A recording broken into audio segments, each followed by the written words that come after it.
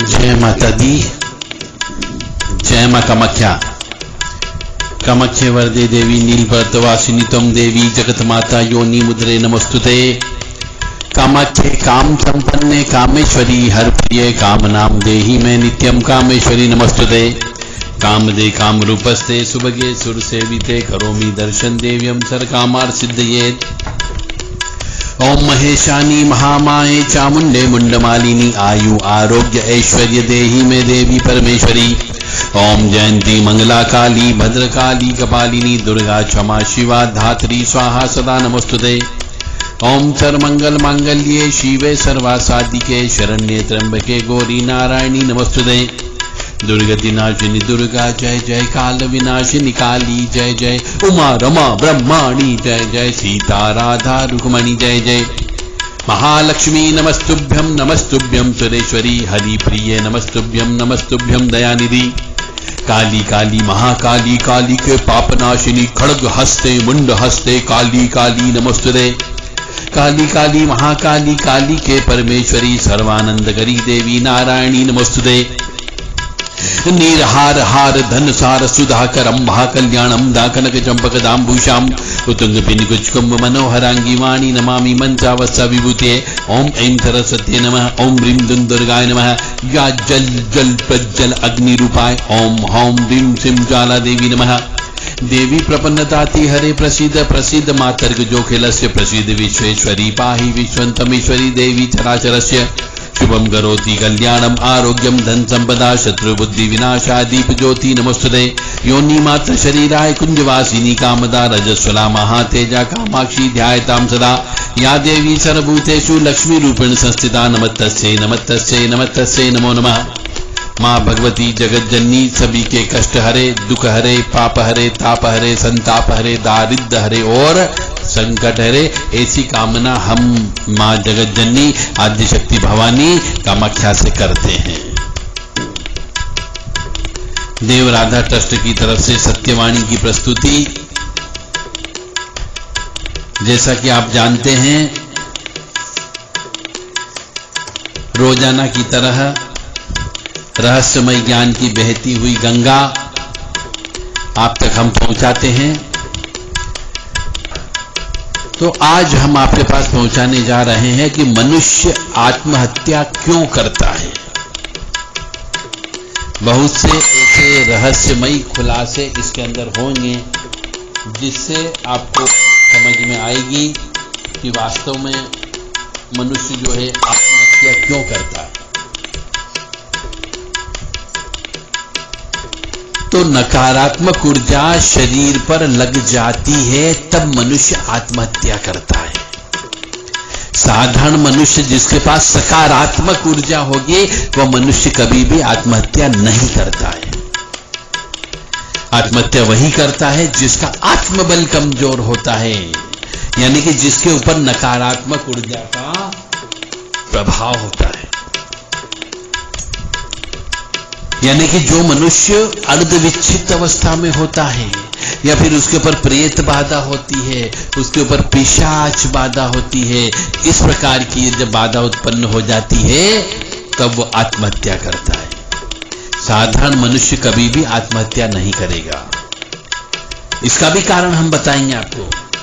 फिर एक और विशेष चीज कि किसी दरगाह में काला धागा बांध करके आते हैं, लाल धागा बांध करके आते हैं, हरा धागा बांध करके आ जाते हैं, मन्नत मांग के आते हैं और वहां से कुछ सामान लेकर के घर पे आ जाते हैं। ईंट लेके आ जाते हैं वहां की, कुछ लोग भभूत लेके आ जाते हैं, कोई वहां की चादर लेके आ जाता है, कोई वहां के फूल लेकर के आ जाता है, जिससे वहां की अतृप्त आत्माएं आपके घर तक आ जाती है। ऐसा बिल्कुल भी नहीं करे, अन्यथा अनर्थ हो जाएगा। किसी मंदिर से आपने मन्नत मांगने के लिए धागा बांधा या फिर किसी मंदिर में आपने वहां पे मन्नत मांगने के लिए आपने उल्टा स्वास्तिक चिन्ह बना दिया, तो वहां की जो अतृप्त आत्माएं होती, जो मंदिर में रहने वाली होती है, अच्छी भी होती है, बुरी भी हो सकती है, वह भी घर तक आ जाती है। इसीलिए कहते मन्नत मत मांगो, मन्नत मांगो तो पूरी करो, अन्यथा आपके यहां पे जान माल का नुकसान अवश्य होगा। वही आत्माएं जो अतृप्त आत्माएं होती है, जो मन्नत के समय आप वहां से कुछ लेकर के आ जाते हो, धागा बांध देते हो, तो वो वहां की जो मुख्य हेड शक्ति होती है, वही किसी को आदेश दे देती कि जाओ इसका काम करो।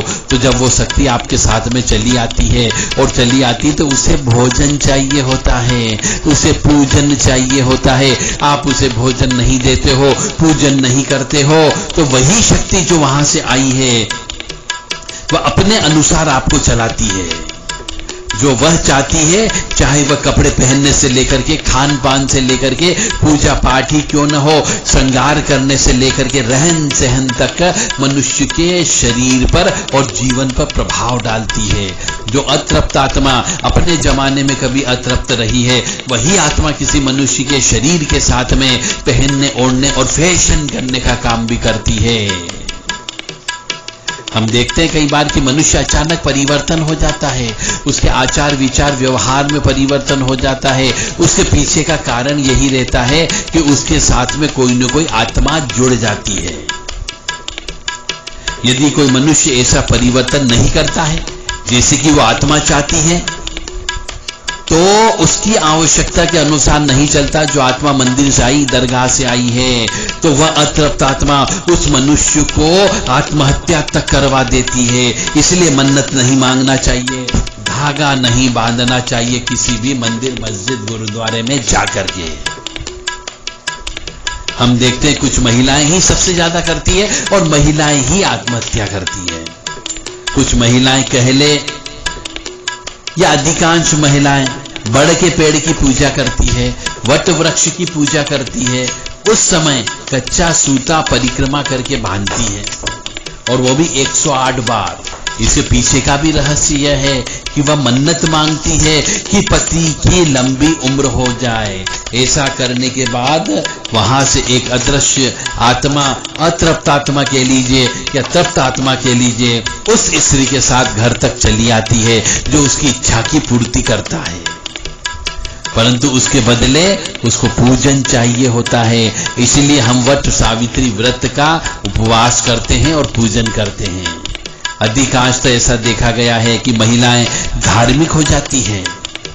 इसके पीछे का कारण भी यही होता है। एक जमाने तक उनने आराम से, बहुत स्वतंत्रता से, स्वच्छंदता से जीवन व्यतीत किया, परंतु अचानक बहुत ज्यादा धार्मिक हो जाती है, पुराण पढ़ने लगती है, पूजा पाठ ज्यादा करने लगती है। उसके पीछे का भी कारण यही होता है कि वह अपने विवाह के लिए मन्नत मांगती है। कई जगह जाके सो कहती है, हे देवी माँ मेरा विवाह हो जाए, हे देवता मेरा विवाह हो जाए। किसी दरगाह पे जाकर के भी मन्नत मांग लेती है, किसी गुरुद्वारे में जाकर के भी विवाह के लिए मन्नत मांग लेती है, तो उसका विवाह तो हो जाता है।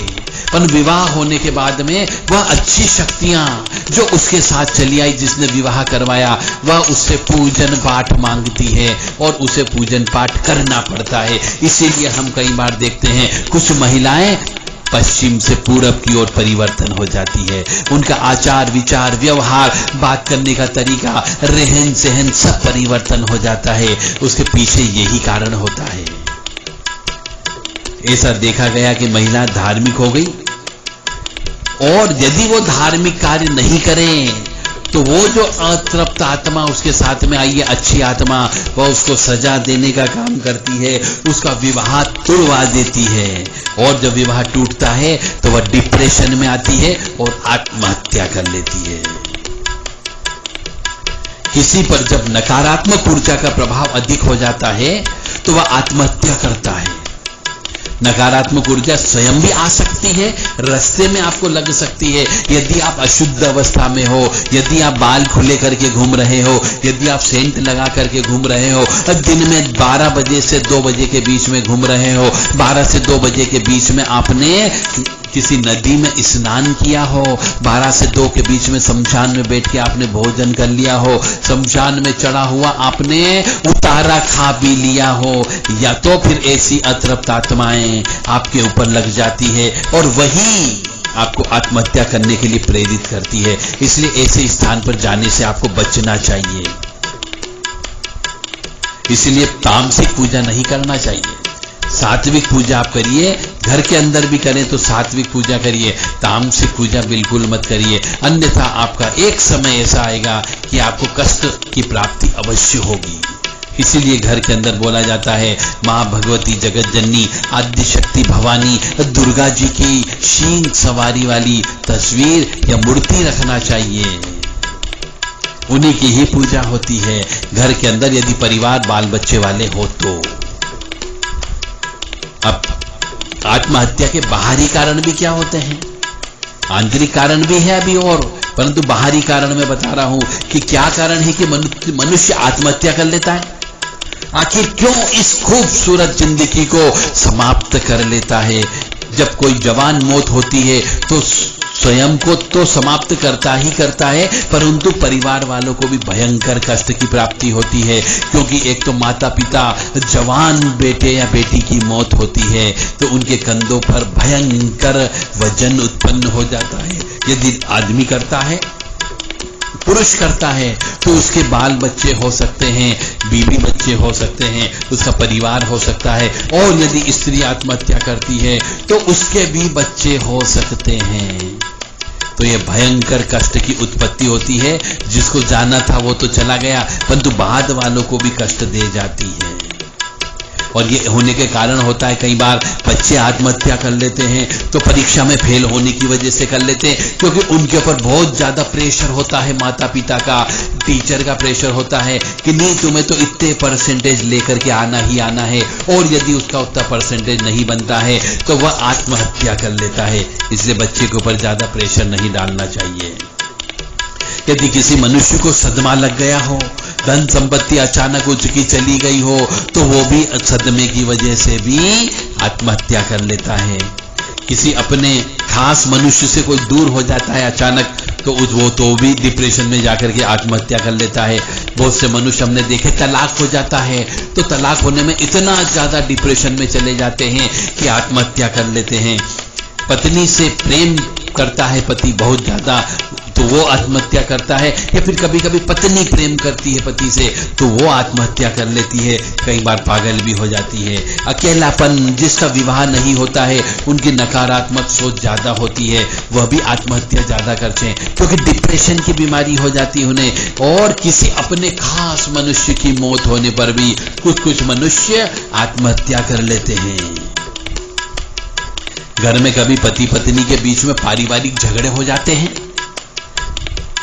पारिवारिक कारणों से झगड़े हो जाते हैं, मारपीट हो जाती है। उस दौरान कभी कभी अचानक भयंकर क्रोध की उत्पत्ति होती है, और उस क्रोध में मनुष्य जो है अपना हाथ काट लेता है, गर्दन काट लेता है, या फिर पिस्टल होती तो पिस्टल से गोली मार लेता है, या फिर कोई हथियार होता तो हथियार से अपने शरीर को डैमेज कर लेता है।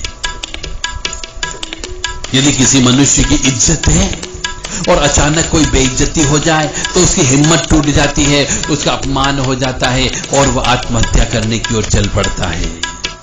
व्यापार में भयंकर नुकसान हो जाता है, भयंकर ऋण में चला जाता हो तो भी मनुष्य आत्महत्या कर लेता है। और कोई मनुष्य किसी को ब्लैक मेलिंग कर रहा हो, भेद खोलने की धमकी देता हो, उसके पास कोई न कोई उसका राज हो, उस राज को वो ओपन करने की बार बार धमकी देता हो, पैसा लूटता हो, तो एक समय के बाद जब उसके पास पैसा नहीं होता है तो वह राज खुलने के डर से, अपमान होने के डर से, या जेल जाने के डर से अपनी नकारात्मक ऊर्जा को ध्यान करते हुए वो आत्महत्या कर लेता है। ये बाहरी कारण हो गए। और आत्महत्या करता है तो क्या उसको शांति मिलती है? कोई भी मनुष्य आत्महत्या करता है तो उसे शांति नहीं मिलती है। मनुष्य सोचता है मैं आत्महत्या कर लूंगा तो मेरी सब टेंशन खत्म हो गई, उससे कई हजार गुना ज्यादा टेंशन पैदा हो जाती है। वो पानी नहीं पी सकता है, उसे प्यास लगती है, उसे भूख भी लगती है, किसी न किसी शरीर के चोले को तो उसे पकड़ना ही पड़ता है, अन्यथा वो प्यासा और भूखा रहना पड़ता है।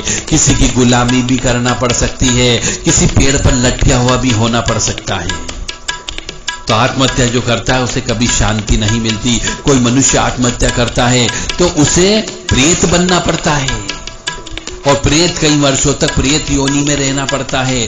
वह भटकता है, अतृप्त आत्मा के रूप में भटकता है। और एक बार जो मनुष्य आत्महत्या कर लेता है तो फिर से जब भी उसका जन्म होता है उसे कर्म के अनुसार प्रेत दोष लगा हुआ होता है, उस जन्म में फिर आत्महत्या करता है। ऐसे कई जन्मों तक उसे आत्महत्या करना पड़ती है। जीवन संघर्षमय हो जाता है। जो पिछले जन्म में आत्महत्या करके आया है वह इस जन्म में भी आत्महत्या करता है। ऐसा क्रम चलता रहता है क्योंकि वह भूत दोष उसको होता है, पिशाच दोष उसको होता है।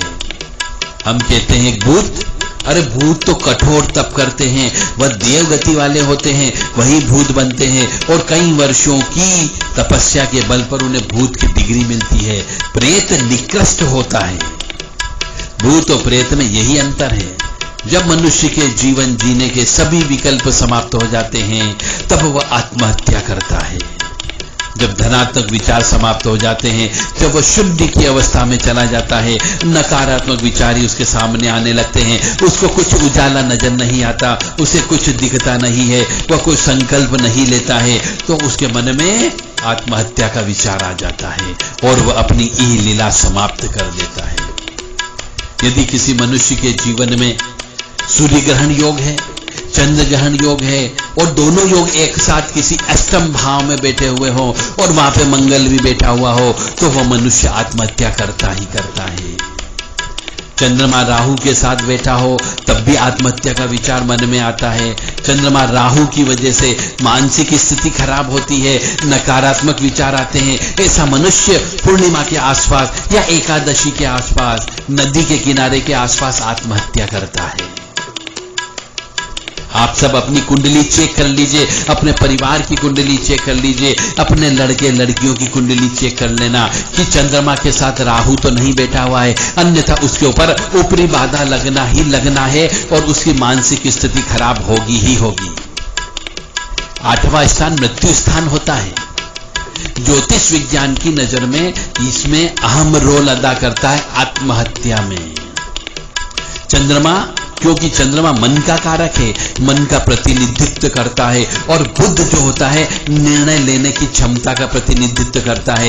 यदि बुध पीड़ित है और चंद्रमा भी पीड़ित है तो दोनों मिलकर आत्महत्या करने के लिए प्रेरित करते हैं। इसलिए सब अपनी अपनी पत्रिका में देख लेना कि बुध पीड़ित तो नहीं है, चंद्रमा पीड़ित तो नहीं है, बुध नीच का तो नहीं है, चंद्रमा भी नीच का तो नहीं है, राहु के साथ तो नहीं बैठा हुआ है। इस बात का अवश्य ध्यान कर लें और विशेष तौर से अष्टम भाव की बात कर रहे हैं।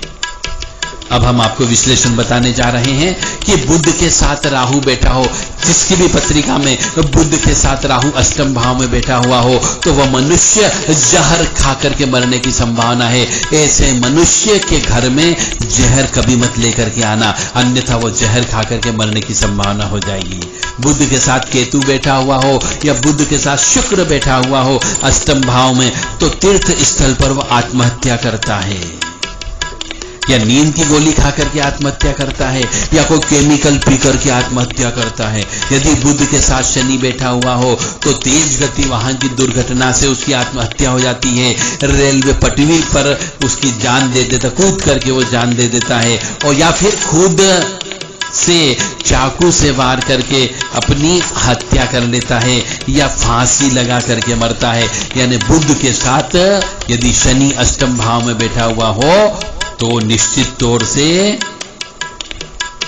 फांसी लगा करके आत्महत्या करता है।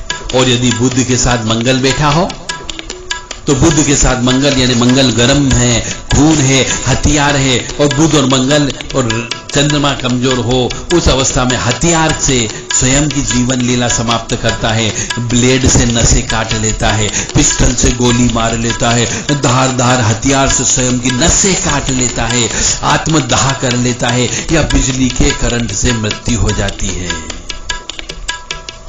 और बुध के साथ चंद्र बैठा हुआ हो तो चंद्र का संबंध जल से होता है, यानी कि तालाब में, नदी में, कुएं या समुद्र में डूबकर जान दे देता है। इसलिए जिस मनुष्य की पत्रिका में बुध के साथ चंद्र कमजोर अवस्था में बैठा हुआ हो, बुध भी कमजोर अवस्था में बैठा हुआ हो, राहु के साथ में बैठा हुआ हो या शनि के साथ में बैठा हुआ हो, दूषित हो, तो उस मनुष्य को कभी भी नदी के किनारे नहीं जाना चाहिए, समुद्र के किनारे नहीं जाना चाहिए, कुएं के किनारे नहीं जाना चाहिए, ताकि उसकी जान बच सके। सबसे ज्यादा आत्महत्या का सामान्य तरीका जो सामने आता है वह होता है कीटनाशक दवा खाने से, फांसी लगाने से, और रेल के आगे कूदने से, या फिर पानी में डूबने से, और पिस्टल या बंदूक से स्वयं को मार लेते हैं। ये विशेष तौर से आत्महत्या करने के तरीके में निकल करके आया है। अब आत्महत्या जो है तनाव की वजह से होता है, मानसिक अवसाद की वजह से होती है, असंतुलन बिगड़ जाने की वजह से होता है, संतोष की कमी होने की वजह से होता है, माता पिता की आशा के विपरीत आप उनका काम नहीं कर पाते हो, वो नंबर नहीं ला पाते हो, उस स्थान तक नहीं पहुंच पाते हो, तो आपके मन में डिप्रेशन की भावना आ जाती है, माता पिता बार बार कोसते हैं, इसलिए आत्महत्या कर लेते हैं। भौतिकवाद का जीवन आजकल हावी होने से, कुंठाग्रस्त होने से, तनावग्रस्त जीवन होने से, बेरोजगारी होने से, भयानक बीमारी होने से, परीक्षा में फेल होने से, गरीबी का जीवन जीने से, पारिवारिक कलह होने से, दाम्पत्य जीवन में तनाव उत्पन्न होने से, व परिवार में पति पत्नी के बीच में भयंकर झगड़ा होने से, अत्यधिक क्रोधी होने की वजह से, व्यसन करने की वजह से, शराब पीने की वजह से सब कुछ गंवा देता है जुए सट्टे में, तो ऐसा मनुष्य आत्महत्या कर लेता है। और ये जो मैंने कष्ट बताए हैं, ये सब कष्ट राहु, केतु, चंद्र और बुध की वजह से होता है, क्योंकि ये सब चीज मानसिक विकृति की ओर लेकर के जा रहे हैं। और यह सब मनुष्य के पिछले जन्म के कर्म के अनुसार फल मिलता है। पापी मनुष्य और पाप करता है और वह अधोगति की ओर जाता है। और भी रीजन है, आध्यात्मिक रीजन।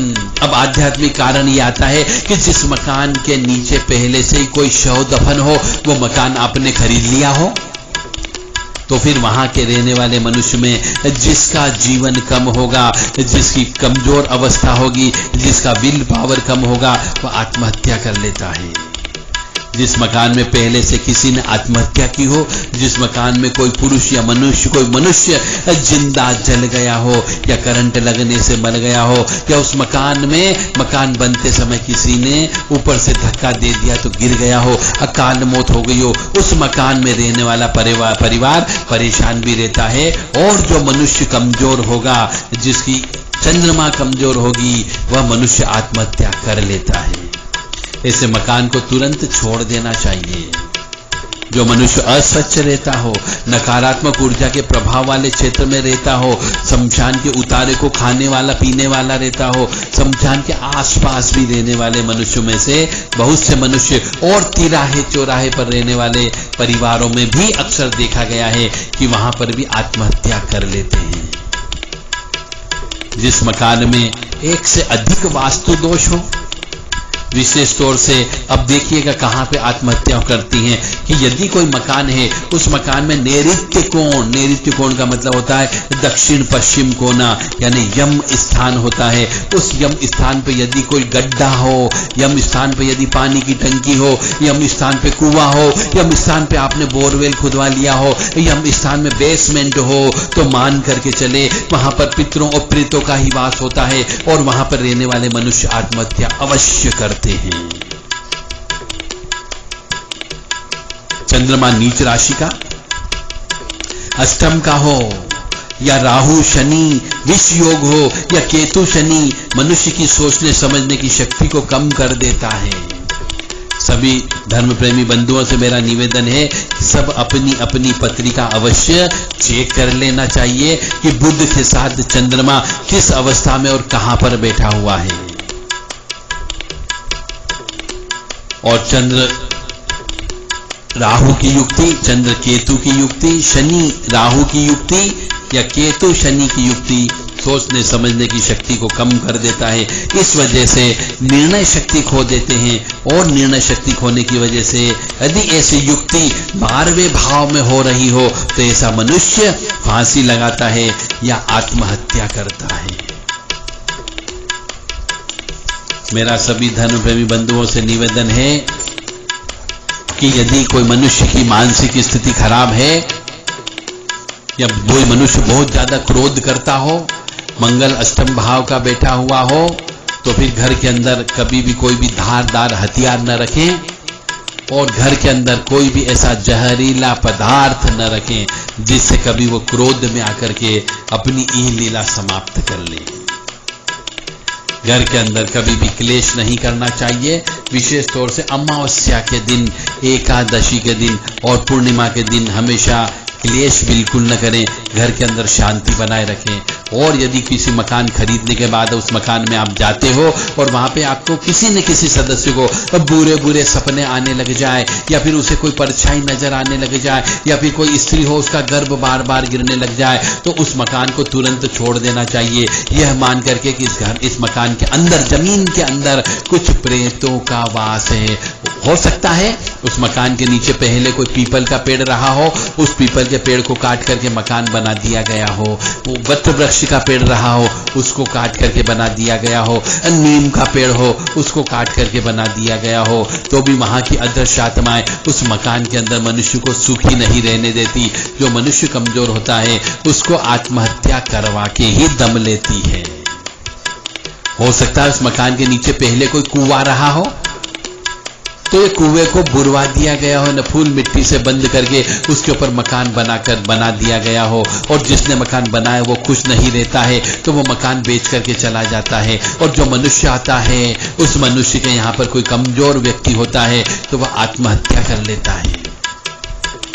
इसलिए मैं सभी से कहता हूं कि जो भी मकान खरीदे पहले किसी अच्छे व्यक्ति से मकान खरीदने के पहले दिखवा लें कि मकान के अंदर कोई दोष तो नहीं है, वास्तु दोष या फिर अप्राकृतिक दोष जो इनविजिबल पावर वाला होता है, जिसको हम पराशक्ति कहते हैं।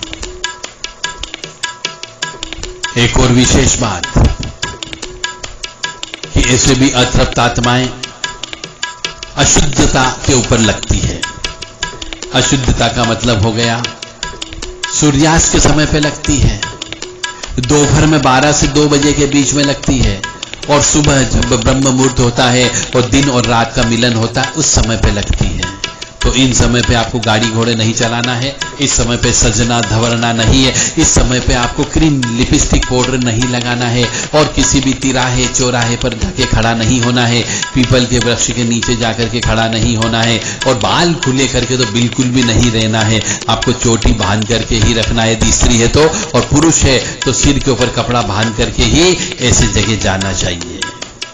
तिराहे पर, चौराहे पर, एकांत स्थान में, खंडहर में, पीपल के वृक्ष के नीचे, वट वृक्ष के नीचे कभी भी इन 3 समय पे नहीं जाना चाहिए, अन्यथा ऊपरी बाधा लगने की संभावना पूरी होगी। इत्र सेंट तो बिल्कुल भी नहीं लगाना चाहिए। मां भगवती जगत जननी आपको खुश रखे, स्वस्थ रखे, प्रसन्न रखे, ऐसी कामना हम मां जगत जननी से करते रहेंगे। और यदि आप शत्रु नाश करना चाहते हो तो मैं बार बार एक मंत्र बोल रहा हूं, उस मंत्र को आप भी याद कर लें और हवन करें।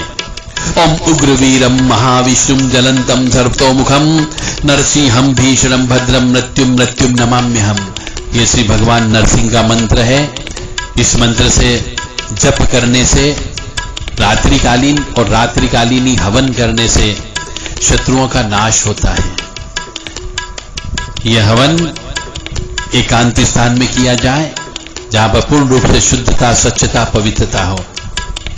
ओम उग्रवीरम महाविष्णुम जलंतम सर्वतोमुखम नरसिंहम भीषणम भद्रम मृत्युम मृत्युम नमाम्यहम। बहुत साधारण सा मंत्र है और बहुत उग्र मंत्र है। ओम उग्रवीरम महाविष्णुम जलंतम सर्वतोमुखम नरसिंहम भीषणम भद्रम मृत्युम मृत्युम नमाम्यहम।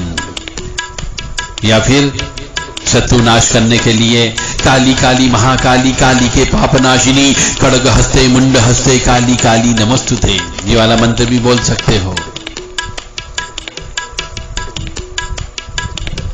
लोका समस्ता सुखिनो भवन्तु, लोका समस्ता सुखिनो भवन्तु, लोका समस्ता सुखिनो भवन्तु,